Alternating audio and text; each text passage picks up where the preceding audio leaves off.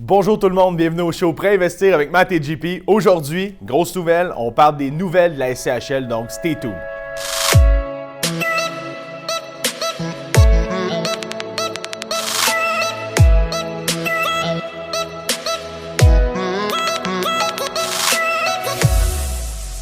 Bonjour tout le monde, salut Matt.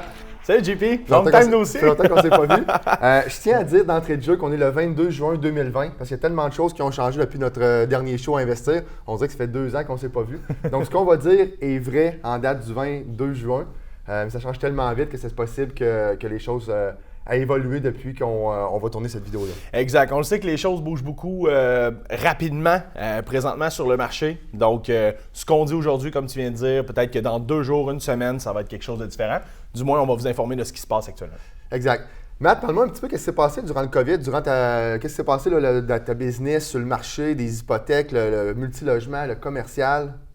En fait, on a vu une recrudescence des refinancements. Les gens ont voulu profiter des bons taux. Bien évidemment, c'est assez logique, hein? C'est une mathématique. Quand les taux sont bas, c'est le temps de sortir de l'argent pour faire d'autres acquisitions.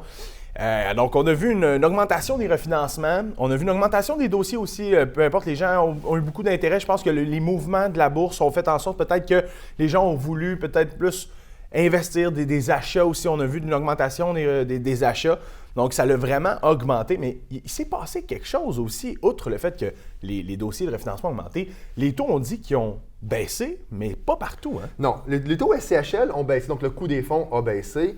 Les prêts assurés SCHL étaient très attrayants. Il y a eu beaucoup de dossiers de refinancement, surtout, envoyés à la SCHL. Ils ont été submergés par les dossiers. Une conséquence à ça, on va en arriver tantôt dans notre show.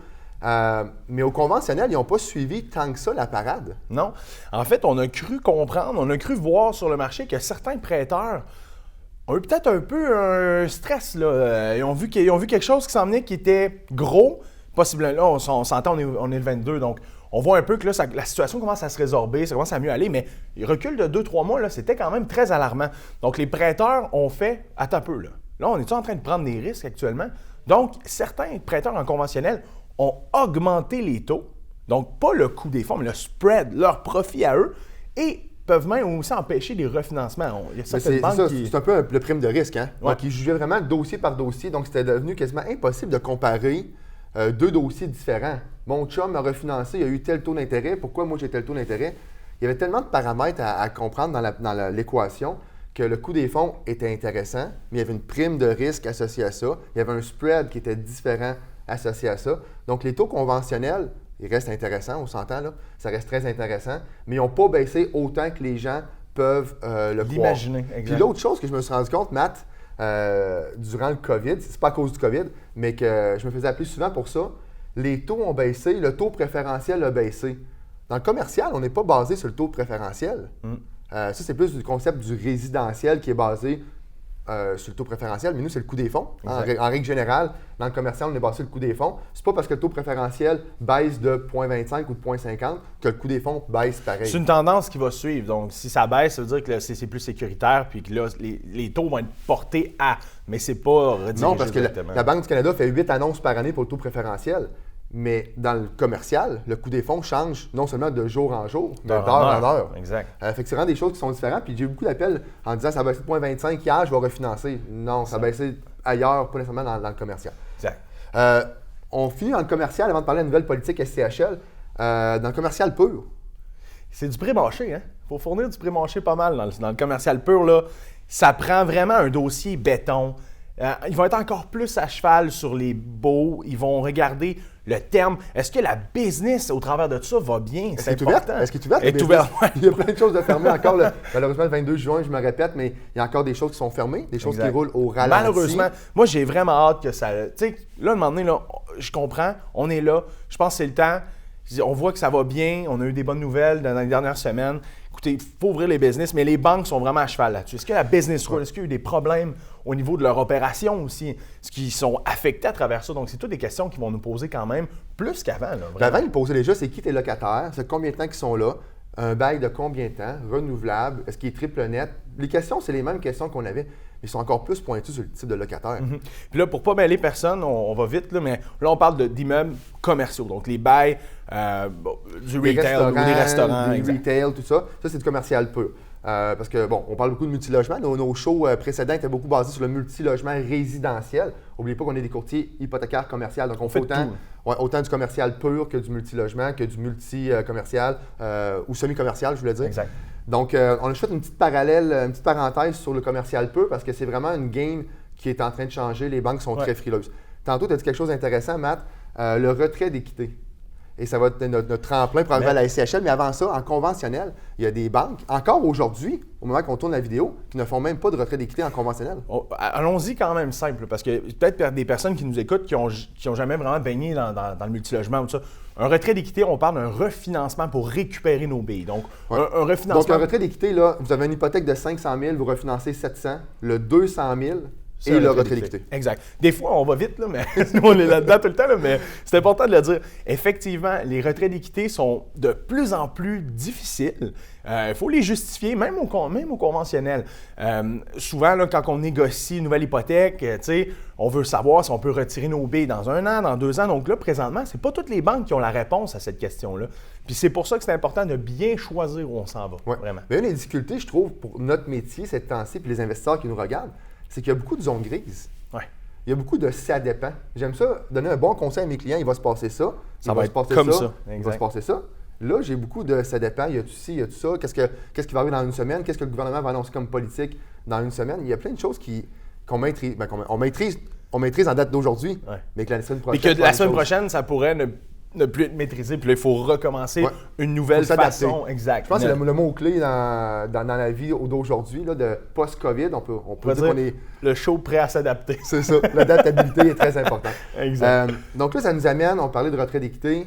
Qu'est-ce qui est arrivé, Matt, le 28 mai 2020? Écoute, il y en a qui ont été pris de panique. Nous, à l'interne, chez PML, on a pris le temps d'analyser la situation. C'est pas dramatique. Mais avant de parler de ça, qu'est-ce qui s'est passé? OK. En fait, ce qui est arrivé, c'est que la SCHL a sorti une réglementation. Ils ont revu le politique de retrait d'équité. Ce qu'on parlait tantôt, quand on veut refinancer un immeuble pour aller justement faire autre chose avec ça. Donc, ils ont comme mis un petit frein là-dessus. Puis là, c'est comme un peu une zone grise. Qu'est-ce qu'on peut faire? Qu'est-ce qu'on peut pas faire? Telle chose, on peut le faire. Telle chose comme ça. OK, mais comment ça va fonctionner? Et là, tout le monde est... Écoute, la journée que ça a sorti, JP... C'est un vendredi. C'est un jeudi soir. On l'a su en fin de journée, jeudi soir. Le vendredi, le téléphone 29, sonnait. On n'avait pas plus les réponses aux questions. Là, par exemple, on commence à avoir vraiment des réponses qui sont plus concrètes pour nos clients. On est capable de s'avancer là-dessus puis de voir où on s'en va. Mais en fait, pas de retrait d'équité si c'est pour une distribution aux actionnaires. Donc, JP, on a un immeuble ensemble. OK? On se dit, on refinance, puis on va s'acheter un condo en Floride avec ça. Est-ce que la SCHL nous autorise? Parce que le but de cette nouvelle politique-là, ils veulent... la mission de la SCHL, on la sait, c'est que chaque Canadienne ait un toit pour habiter. Donc, ils veulent que l'argent de l'immobilier reste dans l'immobilier. Donc, exactement, le retrait d'équité pour ceux qui veulent acheter une voiture, ceux qui veulent partir faire le tour du monde, ceux qui veulent acheter une propriété en Floride. Donc, tout ça, c'est plus permis depuis le 28 mai. Je pense qu'ils veulent gérer les capitaux. Ils veulent c'est là, en tant que COVID, il y a certaines business qui allaient être moins en moins bien. Certains restaurateurs, peut-être que de dire on refinance notre immeuble, on réinjecte ces capitaux-là dans notre business, c'est exactement ce que la SCHL voulait pas. C'est complètement hors de la mission. Donc, on vous donne quelque chose qu'on peut faire. Donc, pour refinancer, on peut acheter un autre immeuble locatif. Mm-hmm. On peut faire des travaux à l'immeuble ou à notre parc immobilier. On peut faire de la construction neuve. En gros, là, il y a quelques autres choses qu'on peut faire, mais ça ressemble à ça. On navigue là-dessus. On surfe là-dessus. On essaie de trouver des solutions par rapport à ça. Donc, comme Matt vient de dire, le client qui voulait refinancer ou l'emprunteur qui voulait refinancer pour injecter dans sa business opérante, peu importe laquelle, de toiture, peu importe, qui n'est pas relié à l'immobilier, on ne peut plus faire ça.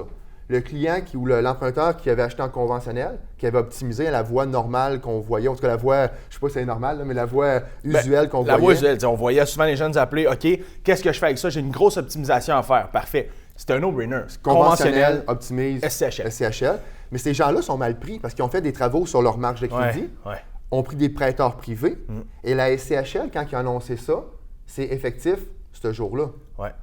Donc, on peut Donc, pas ces prendre en gens-là, arrière. techniquement, ils ne peuvent pas récupérer les fonds qu'ils ont mis sur une marge pour faire de l'amélioration Ils locative. peuvent pas. Ils peuvent aller En en conventionnel. Mais le conventionnel, on le sait, des taux de qualification qui sont plus élevés, le RPV moins haut, donc moins de retrait d'équité possible. Donc, ils peuvent laisser de l'argent sur la table. Et c'est là que quelqu'un qui n'est pas diligent, donc qui a fait.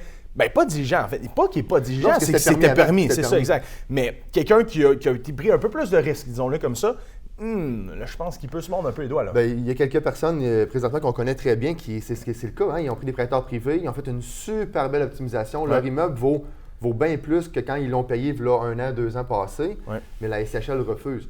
Enfin, ils refusent.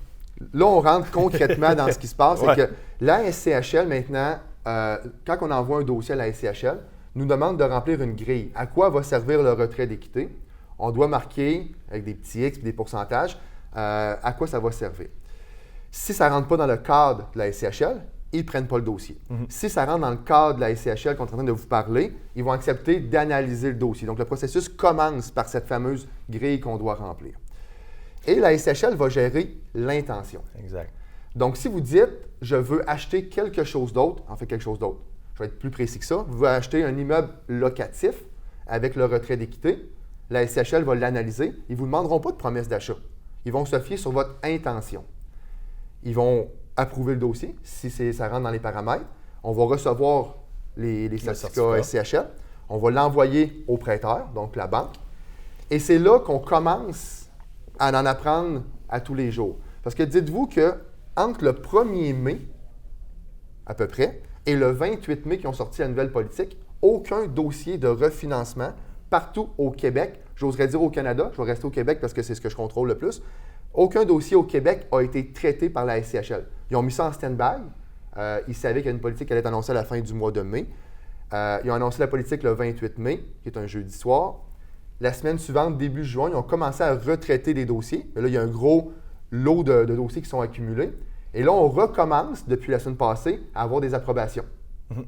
On recommence à les envoyer à la banque ou aux banques, aux prêteurs cette semaine. Donc, ça va changer assez rapidement dans les prochains jours, prochaines semaines. Mais ce qu'on sait, officiellement, la SCHL gère l'intention, mettre la responsabilité sur la banque, les banquiers. sur les banquiers, de s'assurer que les fonds ont bien été utilisés. Et là, il pourra avoir différentes façons de gérer ça selon les banques. Exact. C'est là que c'est important de parler pourrait. Donc, clairement que là, on ne sait pas quelle banque va tu sais, telle modalité va être avec telle banque va peut-être être un peu plus flexible que l'autre banque. Donc là, ça devient Il y a peut-être quand des même... banques qui vont demander une promesse d'achat acceptée, on va le faire. C'est pas la SCHL qui vous demande ça, je vous rassure, c'est pas la SCHL, c'est la banque. Puis la banque a le droit de le faire, parce que la SCHL met la responsabilité sur la banque. Exact. Donc la banque pourrait demander des soumissions si c'est des travaux, des contrats avec des entrepreneurs, des factures, avant de prendre votre dossier de refinancement. Promesse D'autres d'achat banques pourraient acceptée. dire non, on va gérer l'intention de nous autres aussi. Donc là c'est en train de. Le marché SCHL de refinancement est en train de changer, de bouger, ouais. de s'adapter. Puis vous avez remarqué, on n'a pas parlé d'achat. Donc si vous achetez un multilogement, ça ne change rien. Business as usual. Mais là, JP, on parle beaucoup de, les politiques SCHL, mais en gros, là, on n'en a pas nommé encore. Nommons-les vraiment plus précis. Qu'est-ce qu'on peut pas faire? Donc, on a parlé de ce qu'on peut. Qu'est-ce qu'on peut pas faire? Mais moi, je parle, mettons, là, on a parlé de faire des rénovations. Oui. Avant, on ne peut pas retirer l'équité. Donc, ça veut dire que des gens qui ont des partenaires passifs, pour rembourser ces gens-là, ça ne marche pas non plus. Non, un prêteur privé. Donc, on peut rembourser des prêteurs agréés. Ouais. Les prêteurs privés ne sont pas agréés. On entend par Donc, prêteur agréé les banques. En deuxième rang, on ne pourrait pas une balance de prix de vente. On ne pourrait pas refinancer pour rembourser une balance de prix de vente. Mais là, je vous dis, là, on est le 22 juin. Ça fait 4 fois que je le dis, vous allez retenir. Ça change vraiment vite. Fait que si on se rappelle le 7 juillet, ça se peut que ce ne soit pas la même chose. Effectivement, une balance de prix de vente, on ne peut pas rembourser en refinancement. Un prêteur privé non plus. Mais il y a des cas plus... Ça, c'est assez simple comme cas. Il y a des cas plus complexes. Ouais. Moi puis toi, Matt, on a un immeuble ensemble. C'est un cas de figure, c'est pas vrai. On a un immeuble ensemble.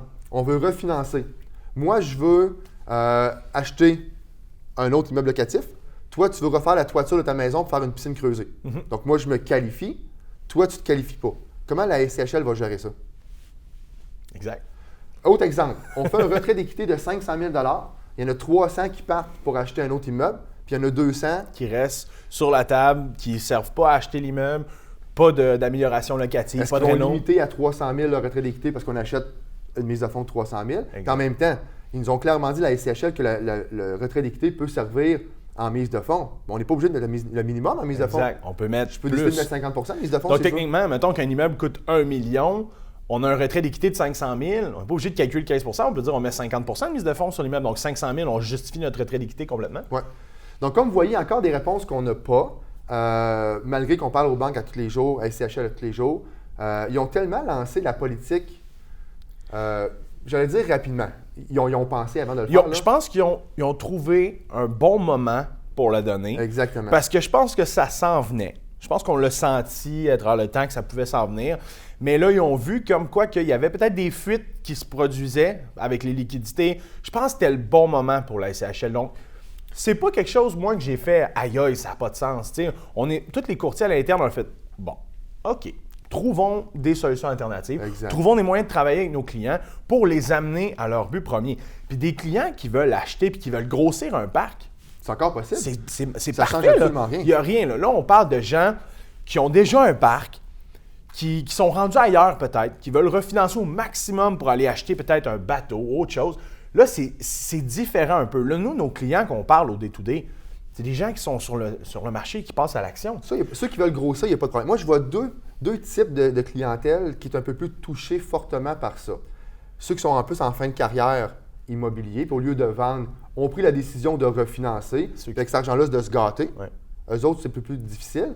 Ou ceux qui ont utilisé les règles qui étaient permises, donc acheter conventionnel, mettre ça sur des marges de crédit, les rénovations ou un prêteur privé, puis qui voulaient faire le take-out après. Puis moi, ces gens-là peuvent pas. j'en rajoute une troisième. Les gens qui trouvent des partenaires passifs pour passer à l'action. Ça, je trouve que c'est ça. Là. Ouais. Ça me fait penser un petit peu. En fait, ça me fait penser. J'allais dire un exemple qui est un petit peu boiteux, mais tu sais, le bon père de famille là, qui va être sûr que ses enfants sont bien, puis il voit qu'il est en train de l'échapper dans son rôle parental, puis il met des mesures. Puis là, il se dit par après, ouais, peut-être qu'il y a une mesure, j'ai pas pensé à toutes les exceptions qu'il peut y avoir.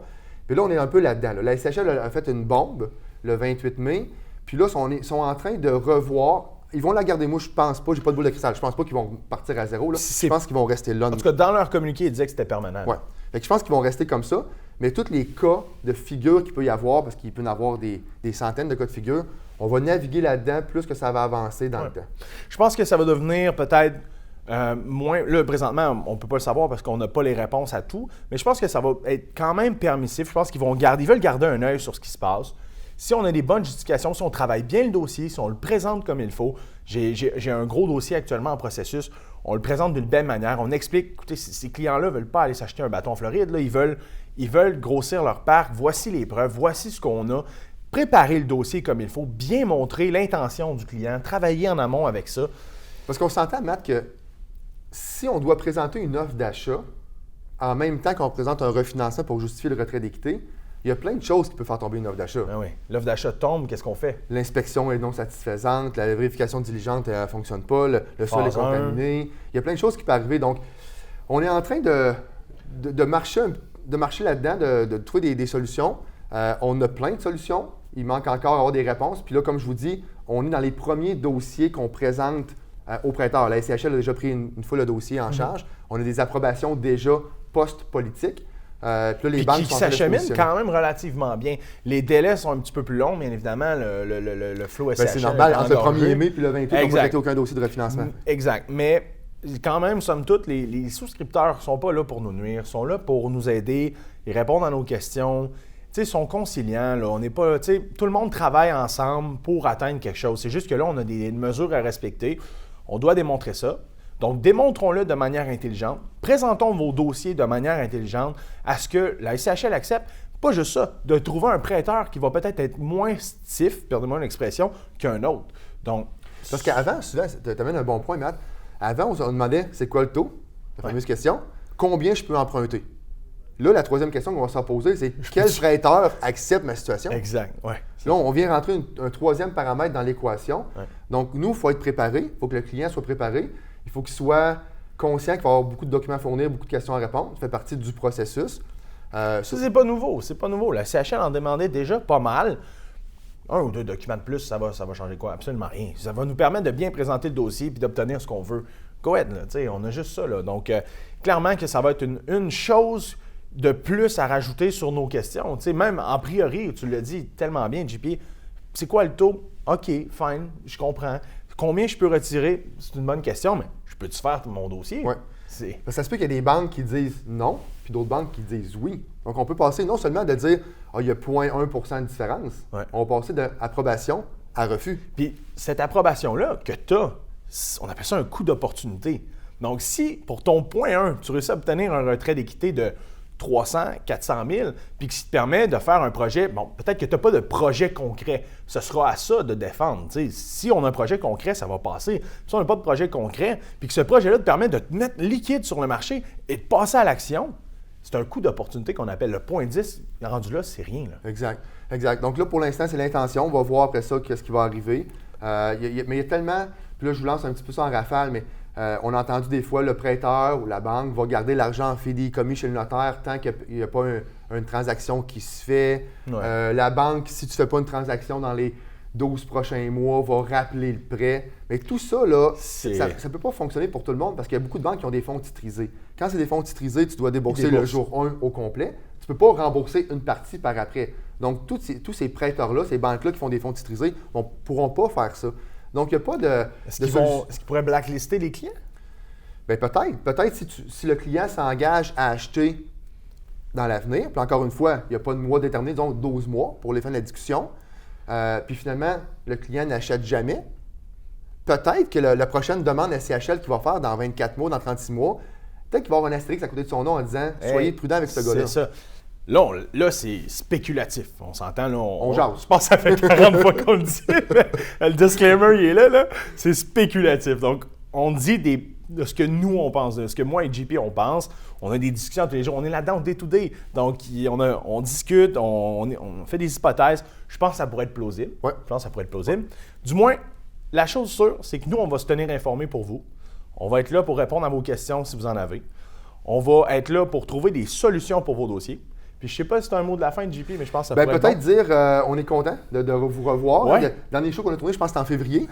Donc ouais, ça fait quasiment à Sainte-Lucie. J'aimais mieux à Sainte-Lucie, pas ça, mais c'est pas grave. Là, je suis content dans nos beaux bureaux, donc ça me fait plaisir d'être là. Exact. On recommence à chaque 2 semaines. Donc ceux qui nous suivaient régulièrement, continuent à nous suivre. À chaque 2 semaines, on va refaire des capsules comme celle-ci. Suivez-nous, ces réseaux sociaux. C'est encore plus d'actualité. On est très présents sur ces réseaux sociaux. Instagram, YouTube. Commentez vos questions en bas. Si vous avez des questions, on va y répondre dans nos prochains shows. Donc, il nous reste qu'à vous souhaiter un gros merci. Bonne Saint-Jean. Bonne Saint-Jean, c'est vrai. Bon Saint-Jean, début d'été. c'est cette semaine. Colin, ça va vite. Bon début d'été, puis on s'en reparle bientôt.